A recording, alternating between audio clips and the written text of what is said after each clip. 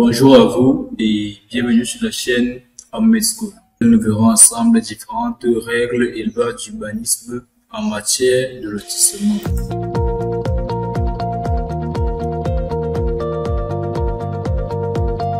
En guise de plan de travail, nous suivrons le suivant. Nous commencerons par une introduction. Par la suite, nous verrons un guide de l'aménagement urbain. Après quoi, nous explorerons ensemble les différentes lois d'urbanisme, notamment appliquées au Cameroun en matière de lotissement. Ensuite, nous verrons les différentes étapes qui entrent en compte dans la planification d'un lotissement, pour finir par la phase de conception du lotissement proprement dit. En guise d'introduction, nous pouvons définir le lotissement et l'aménagement urbain comme étant successivement la division d'un terrain en plusieurs lots destinés à la construction de logements et la planification, la conception de l'espace urbain dans son ensemble. Alors, la planification et la conception d'un lotissement efficace sont essentielles pour maximiser l'utilisation de l'espace disponible, tout en préservant l'environnement ainsi de l'anarchie populaire. Ainsi est représenté un plan d'aménagement urbain prenant en compte tous les différents détails que nous venons d'énumérer.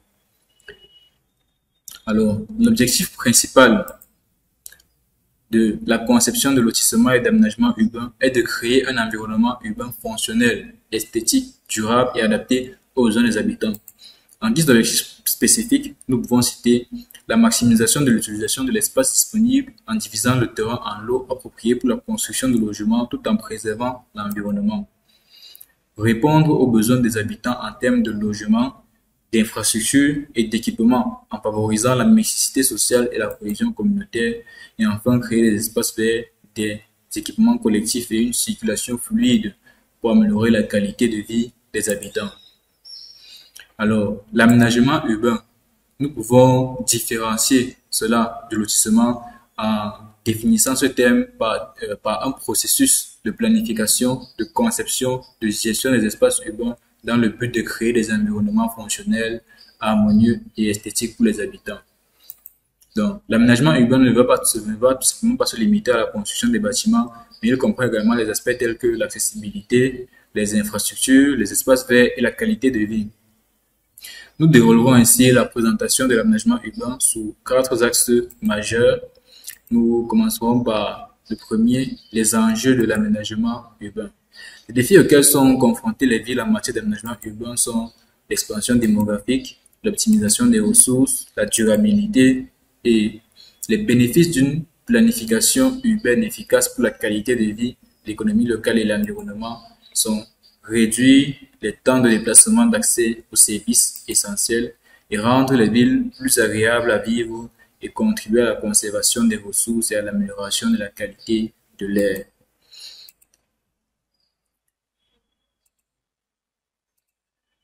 Ainsi donc, le deuxième point sur lequel nous allons nous attarder sont les principes de l'aménagement urbain. Les principaux concepts et principes de l'aménagement urbain sont la mixité fonctionnelle, la densification, la connectivité des transports et l'accessibilité. Le troisième point, nous avons le rôle des lotissements dans l'aménagement urbain. Le concept de lotissement même peut être défini comme étant des zones planifiées et divisées en parcelles destinées à la construction de logements. Qui offrent une opportunité unique de créer des quartiers résidentiels bien intégrés dans le tissu urbain existant. La mise en évidence des avantages des lotissements, nous pouvons citer la diversité des types de logements, la création des espaces communautaires et la possibilité de regrouper des services de proximité. Donc, le quatrième et dernier point, ici il s'agit des critères de réussite d'un lotissement. Les critères essentiels pour cela, nous avons la qualité architecturale, la mixité sociale, la préservation de l'environnement et la convivialité. Pour finir par la participation des habitants et des parties prenantes dans le processus de conception et de développement du lotissement. Le présent document ensuite va exposer les différentes lois camerounaises sur le lotissement. Selon l'article 59 de la loi d'urbanisme au Cameroun, le lotissement est l'opération ayant pour résultat la division d'une propriété foncière en lots. pour obtenir un résultat tel que présenté à l'écran. Quels sont les types de lotissements? Quels sont les, comment les mettons en place et à quoi font-ils face? Quelles sont les normes auxquelles ils obéissent au Cameroun? Ce sont les questions auxquelles nous allons répondre par la suite. Donc, dans le contexte de l'urbanisation croissante, le décret numéro 79-194 de mai 1979 a établi les bases du lotissement dans la République du Cameroun. Ce décret va définir le lotissement comme étant la division d'une propriété foncière en lots et présenter trois types de lotissements: le lotissement domaniaux, communaux et le lotissement privé. Il expose ainsi également les procédures à suivre pour chaque type de lotissement ainsi que les sanctions en cas de non-respect de ces règles, telles que définies dans l'ordonnance numéro 73-20 de mai 1973 régissant l'urbanisme en République unie du Cameroun. Donc, avec l'évolution de cette problématique foncière et l'émergence de nouvelles questions, de nombreuses normes foncières, notamment celles liées au lotissement, ont été améliorées pour faire face à ces défis. Nous avons la loi numéro 2004-003 d'avril 2004 régissant l'urbanisme au Cameroun qui conserve la définition précédente du lotissement et renomme les différents types de lotissements, présente les organes habilités à les approuver et redéfinit les conditions de vente des lots et établit les sanctions entre autres. Nous avons également le décret numéro 2008-0738-PM d'avril 2008 qui organise les procédures et les modalités de l'aménagement foncier et le décret numéro 2008-0740-PM d'avril 2008 qui fixe le régime des sanctions applicables aux infractions aux règles d'urbanisme, y compris celles liées au lotissement. Donc, les différents types de lotissements, pour résumer, nous avons les lotissements domaniaux qui sont essentiellement destinés au domaine privé de l'État et créés à l'initiative du ministre chargé des domaines ou du préfet. Nous avons aussi les lotissements communaux qui sont destinés au domaine privé de la commune, créés par l'initiative de la mairie. Et enfin, les lotissements privés qui sont créés à l'initiative d'une personne privée ou d'une personne morale publique. Alors, la réalisation d'un lotissement se fait suivant un canevas bien précis. Il faut tout d'abord le dépôt à la conservation foncière du dossier approuvé et l'intervention de l'architecte, des ingénieurs spécialisés et du géomètre. Donc, l'architecte, quant à lui, on aura le recours à un architecte privé agréé et obligatoire pour la conception urbanistique du projet de lotissement et l'établissement des documents à fournir pour obtenir l'autorisation de lotir. Le géomètre, quant à lui, aura pour rôle l'établissement du plan topographique sur la base duquel l'architecte concevra le projet de lotissement. Et enfin, les ingénieurs, quant à eux, auront pour rôle dans la procédure, l'établissement des documents techniques relatifs à la réalisation de la voirie, de l'assainissement, des réseaux d'eau et d'électricité. Une remarque que nous pouvons faire à ce niveau, c'est le lotisseur est tenu de désigner soit un architecte, soit un ingénieur spécialisé, soit un géomètre comme coordonnateur chargé de veiller à la bonne exécution des travaux. Donc, les étapes de réalisation, en résumé, nous avons les travaux d'équipement qui sont supervisés par la construction des voies, de l'espace vert et parking, la distribution d'eau et d'électricité et le raccordement des voies et réseaux divers. L'achèvement des travaux s'en suivra. Ensuite, nous aurons la réception provisoire du lotissement, la réception définitive du lotissement et la commercialisation ou l'attribution des lots dans le lotissement. La planification d'un lotissement fait suite à plusieurs études, dont les études préliminaires. Ici, nous aurons l'analyse de la zone à aménager. Premièrement, nous ferons une étude topographique du relief pour déterminer les contraintes du terrain. Ensuite, nous ferons une identification des contraintes environnementales telles que les cours d'eau, les zones inondables, etc.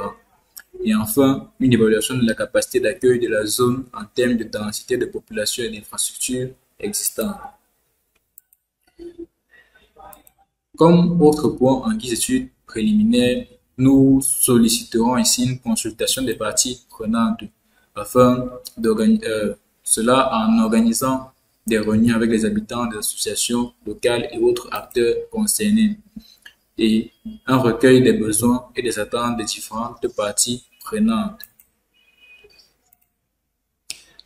La phase de conception du lotissement. Donc, cette phase est supervisée par la définition des objectifs du lotissement qui sont ici, premièrement, la détermination du type de logement à prévoir en fonction des besoins de la population, l'établissement de la taille des terrains et des habitations pour assurer une utilisation optimale de l'espace et la promotion de la mixité sociale et générationnelle pour favoriser la diversité et l'échange intergénérationnel. La conception du lotissement. Nous avons la phase de planification des espaces publics qui, ou en d'autres termes, nous pouvons avoir la création des voiries adaptées pour assurer une circulation fluide et sécurisée, telles que les rues, les avenues, les pistes cyclables, etc. Et l'aménagement des espaces verts pour offrir des espaces de détente et de loisirs.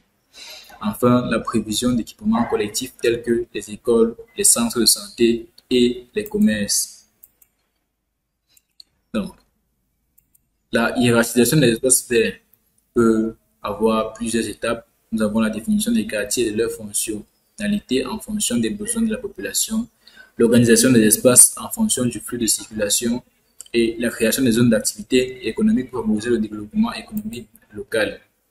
La mise en place d'une charte architecturale également sera nécessaire où ici nous devrons faire une définition des normes esthétiques et des règles de construction pour garantir une harmonie architecturale dans le lotissement et le respect des spécificités locales telles que l'architecture traditionnelle pour l'utilisation des matériaux locaux pour préserver l'identité culturelle de la région. La mise en œuvre du plan lui-même, où ici nous débuterons par le lancement des appels d'offres pour la réalisation des travaux en sélectionnant des entreprises qualifiées et compétentes évidemment, qui sera suivi par un suivi régulier du chantier et la coordination des différentes parties prenantes pour assurer le respect des délais et la qualité des travaux. Enfin, les types de lotissement. Nous avons vu les types de lotissement au sens administratif. Ensuite, au sens géométrique, nous avons le lotissement hypodamien qui est ici représenté par cette image. Il s'agit d'un lotissement orthogonal. Le lotissement radiocentrique qui est ici représenté par exemple par ce style de construction géométrique qui a plusieurs rôles dans plusieurs autres contextes. Et le lotissement en étoile aussi que nous pouvons citer avec le lotissement en couronne, le lotissement en bande, etc. Les différentes perspectives de découpage que nous pouvons ajouter à ces différentes règles.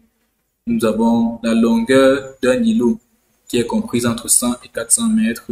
Les îlots résidentiels de plus de 230 mètres de longueur sont traversés par le centre ou approximativement par le centre d'un sentier piétonnier d'une largeur de moins 1,5 m et la servitude maximale de 10 mètres permettant d'aménager les rues résidentielles prévoyant la chaussée en elle-même. À ce niveau, nous pouvons faire une petite parenthèse pour spécifier ici que la loi d'urbanisme camerounaise clarifie uniquement que tous les lots doivent être desservis dans un lotissement et donne une servitude minimale de 7 mètres par rapport au plan de lotissement. Cependant, il n'y a pas de règle sur la longueur d'un îlot et les différents passages piétonniers que nous pouvons avoir au sein d'un plan de lotissement. Donc, ces règles-ci, elles sont juste des perspectives de découpage telles qu'indiquées dans le titre, car elles dérivent des règles et lois d'autres gouvernements qui ne sont pas forcément celles du Cameroun.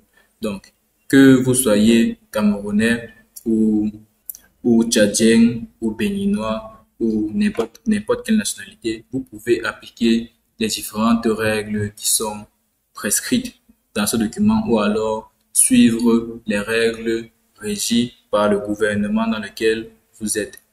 Naturellement, si vous souhaitez faire valider votre plan de lotissement. Donc, nous allons fermer notre parenthèse et continuer avec les îlots qui sont orientés afin de maximiser l'ensoleillement du plus grand nombre de lots possible, et la largeur minimum des îlots destinés à la construction d'habitations doit être suffisante pour permettre de ranger le terrain adossé. Ainsi, ce sera tout pour la partie théorique de cette formation. Dans la prochaine vidéo, nous continuerons avec la phase pratique de création du lotissement proprement dit. À très vite.